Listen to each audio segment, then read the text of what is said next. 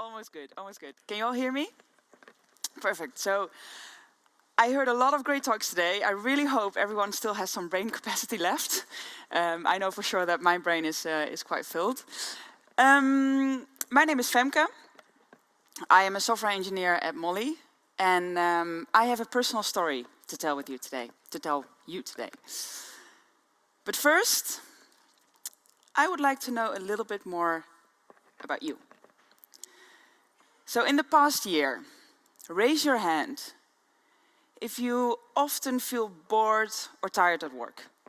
Anyone? Ooh, wow, that's quite a lot. All right, all right. How about sometimes bad, sometimes good days? Anyone? Okay, okay. Anyone here that absolutely loves their job and like they never get tired of it? Good, wow, nice, all right, cool, cool.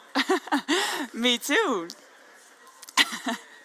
Me too, me too. Good. But that's the current me. The past me would have raised her hands at the first question. Because I have not always been an engineer. I am a career dropout. Changing my career has taught me so much about what it brings and what it takes to find the right path. I would like to share it with you today. But before we dive into that, I have a little analogy for you. Let me get my clicker. I always compare a career with climbing, and it should work, and it doesn't work. Oh, it doesn't work. Anyone?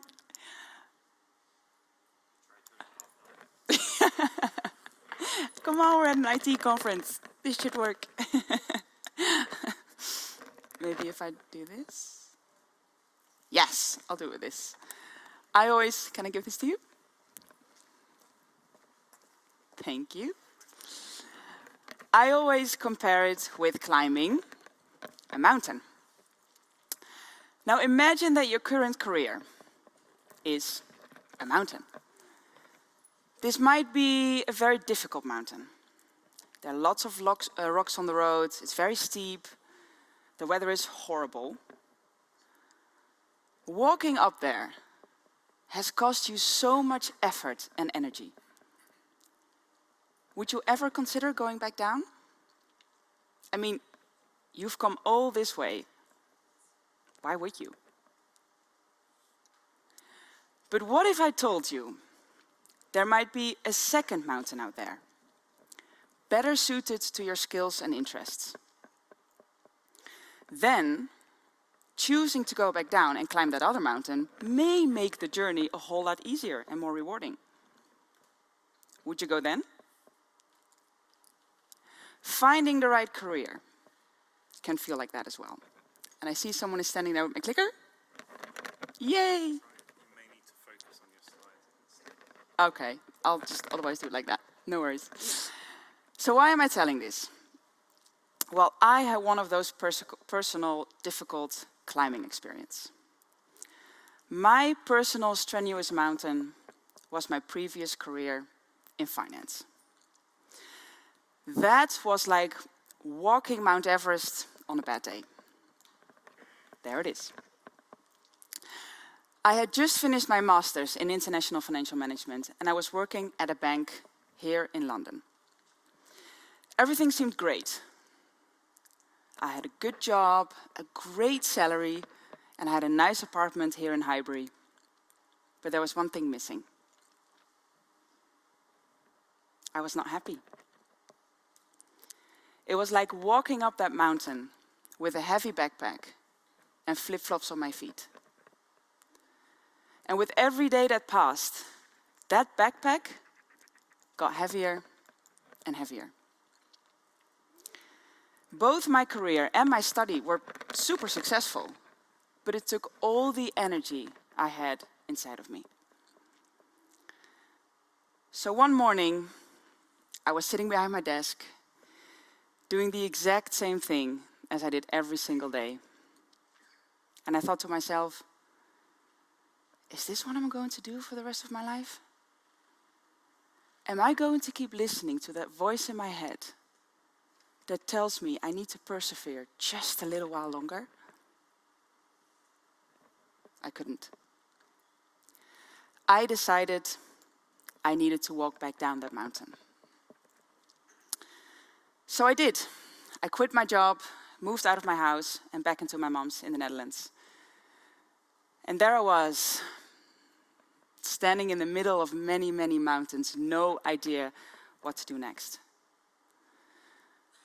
I often lay awake at night thinking, I have no job, no income, no house. What am I going to do?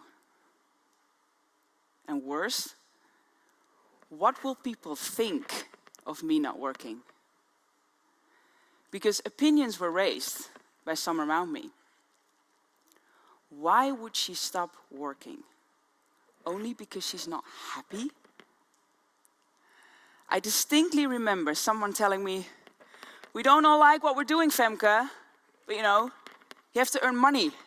That's the whole point of working. I felt like I needed to know what I was going to do next, that even before quitting my job, I needed to have this whole plan laid out of the next steps I was going to take. But I didn't. I had no idea which mountain I needed to climb. What I did know were the drawbacks I was going to face with any new career. I would have to start over as a junior, learn everything from scratch. And not just that. Financially, I would have to take a hit by accepting a huge pay cut. But for me, those reasons didn't outweigh the struggle of the climb. So how did I get into engineering? Well, I had never learned anything about programming. Heck, I didn't even know what HTML was. And for a few here that know me, I know I still don't. Please don't tell my boss. Oh God, there's a live stream. Oh no. But a couple of years earlier, during an internship, a little seed was planted. And ever since then, whenever somebody asked me or somebody told me that they were a software engineer, I thought, damn, that's cool. I wish I could do that. Eventually, it took my therapist to ask me, why don't you give that a try? So very slowly, I started to walk my second mountain by signing up for a full-time coding bootcamp in Liverpool. Step by step, the path became brighter, easier, sunnier. Suddenly, the mountain was a lot easier to climb. I had lost my heavy backpack, I had cool walking boots and a walking stick. And that is when I realized fast growth comes with doing something you like. Fast growth comes with, and I know Diana said this morning it was bullshit, but I'm gonna dare say it anyway, passion. A couple of weeks earlier, I read a sentence in a book which went like this. People who attack their work with passion experience flow, which is a euphoric, effortless state of mind, which is 5 times more productive than the norm. Take that in for a second. 5 times more productive. And all while doing something you like. Okay, so I can hear you think, this motivational speech is great and all. But how do I find this optimum mountain? How do I find this mountain you're talking about that give me these huge piles of productivity? Well, it's actually very simple. You don't. Because it's not about trying to find the optimum mountain. It's about trying a few. Be curious about the things that you're interested in. And try them out. It also doesn't mean that curiosity should stop once you find something that you're interested in. Am I going to be an engineer for the rest of my life? I don't know. Is there going to be a moment where the days I dislike my job outweigh the days I do like it? Yeah, probably. But there are many more things I am interested in than just engineering, and many more mountains I would like to climb. During the preparation for this presentation, I was listening to a podcast. And someone there said, specialization is for insects. Okay, that might be a bit strongly formulated, but it does have a point. Don't try to specialize too early. Don't try to grow as fast as possible in one profession so you earn lots of money and get a high position as soon as possible, only to later realize you don't really like what you're doing. It's not even that uncommon. In Dutch, we have a word for it. It's called dertigers dilemma. I know it's a very difficult word, but in English, I believe it's called a quarterly life crisis. It basically means every person approaching 30 goes through this.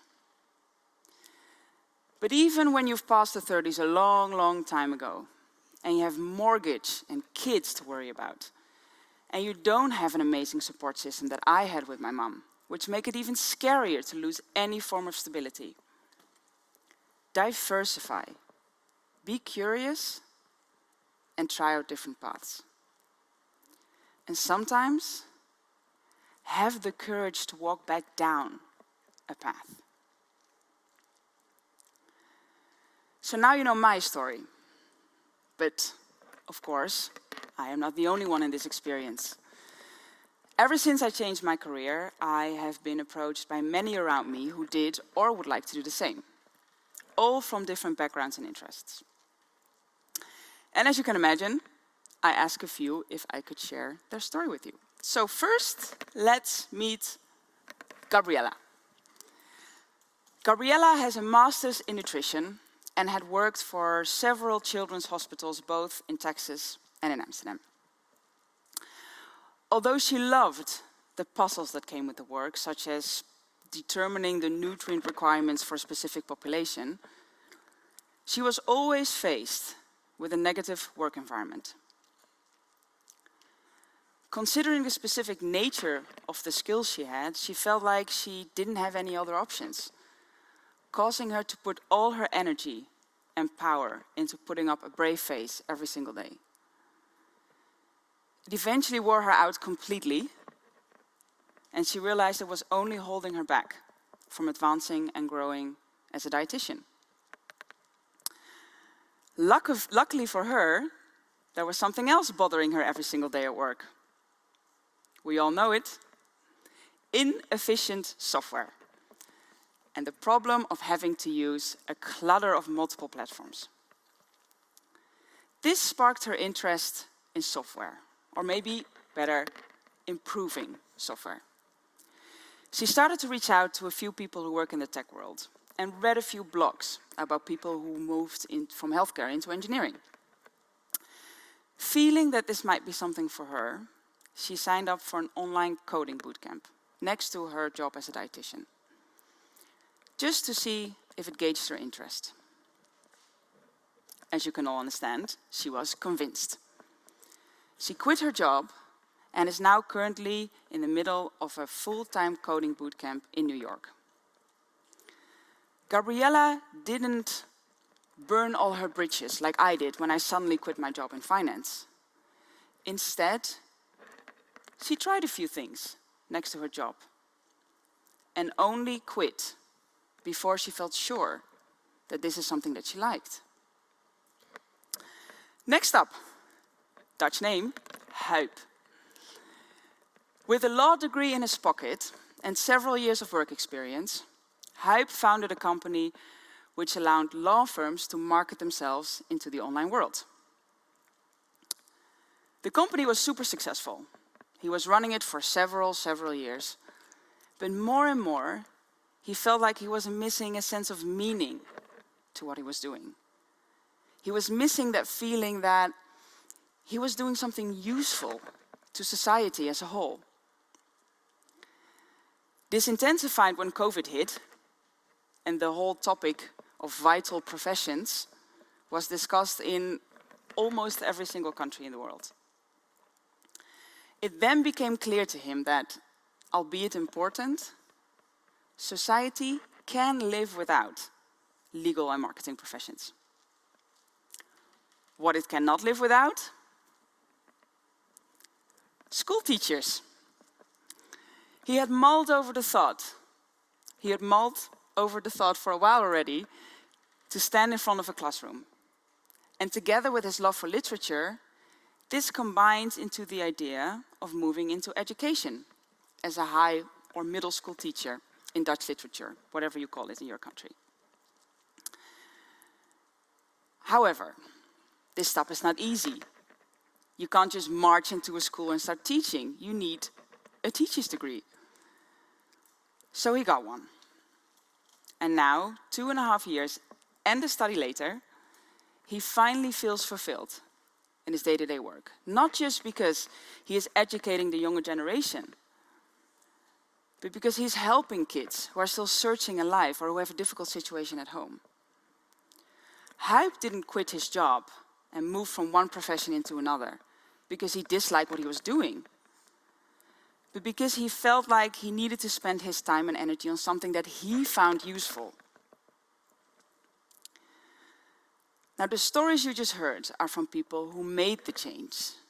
You know, they quit their job and moved into another career. Obviously, it doesn't always go that way. Like I mentioned before, a lot of considerations come into play, such as money, when making such a decision. And for some people, those reasons do outweigh the struggle of their climb. An acquaintance of mine is going through this right now. He would like to stay anonymous for career reasons. So let's call him John. Not the same John that Mike was mentioning this morning. That guy has been through enough with his mortgage. It's a different John. This John has a degree in computer science and has worked as an engineer for several years. However, and this might shock some of you, engineering has never been his passion. I know, right? But he chose the career based on what was possible with his background and how he could move outside of his living situation as quick as possible by supporting himself. But he had never learned to love engineering, and he always felt like it didn't match him as a person. Instead, he's not entirely sure what he wants to do. He loves photography and cinematography, but he kind of feels like a career in either of those is a bit unrealistic. He is also thinking about econometrics and bioinformatics, but he is hesitant to take the risk of spending years in education and training. He doesn't want to be a burden to a supporting partner, and, not unimportantly, has gotten used to a certain lifestyle that his engineering salary provided for. For John, it is less about what he aspires to be, but more about what is realistic for him, while still figuring out what can make him happy. He is weighing his desire to do something else with the drawbacks he knows he's going to face when changing. Now, this weighing is useful, but eventually the only way to figure out what you would like to do is just try it out and see how it feels.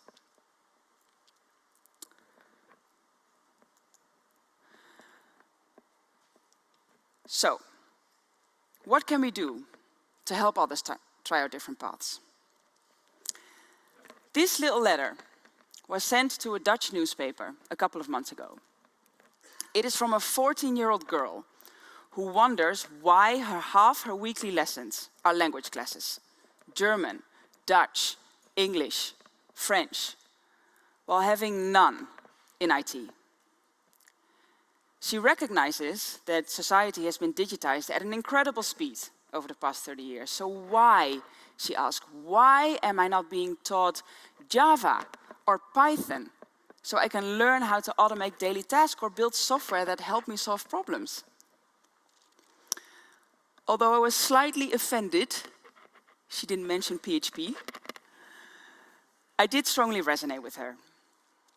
Because it sounded an awful lot like my own high school years. I mean, think for a second what your IT class was like in your high school. For me, it was PowerPoint and Excel. Giving kids the opportunity to try out different paths at a younger age enables them to figure out what they like, what they enjoy doing, what gives them energy. Give them a few hours a week to learn how to code or, I don't know, build a table, organize small events or paint. And who knows what they can accomplish. Okay, so practice what you preach, right? Ever since I started programming, I had this dream. I had this dream to organize a coding camp for high school kids, so that they can learn the basic principles of programming, all free of charge. A camp I would have liked to exist in my own high school years, so I wouldn't have to wait, 10 years to figure out what I enjoyed doing just because I didn't know something like programming existed? Well, luckily, last October, this finally happened. Together with a few colleagues, I organized Codeo, which was a 4-day coding camp for 11 high school kids. We taught them the basics of HTML, CSS, and JavaScript. And as the days went by, the excitement on their faces grew. Each time they accomplished something as small as a title or a background color, I could hear them say, "Wow, and look what I created." At the start of the event, somebody asked me, "What is the most important thing you want to get out of this event?" The answer was clear. To have at least a few kids walk out of that door excited to learn more about programming. And for that few to consist of at least one girl. To have the camp concluded with 8 girls and 3 boys, and for a few girls to ask me at the end how they can continue to learn how to program, I'd say Codeo has been exactly what I envisioned it to be. To plant that little seed that I had years ago. And maybe for some, this has been their first step on their sunny mountain. So to close this off, I would like you all to take a moment to think about what your second or maybe even third mountain would be. Even if you're completely happy with where you are right now, which I can only applaud, me too, is there anything else you might be interested in? Anything else you would like to be doing? And once you have that, what would be the first step you can take towards that path? Now, if anyone is willing to share, I would be very happy to hear them. I know there's no Q&A, not right now, no worries. But I will be around a little bit more today and also tomorrow. So if you want to share your story, please feel free to approach me. Thank you.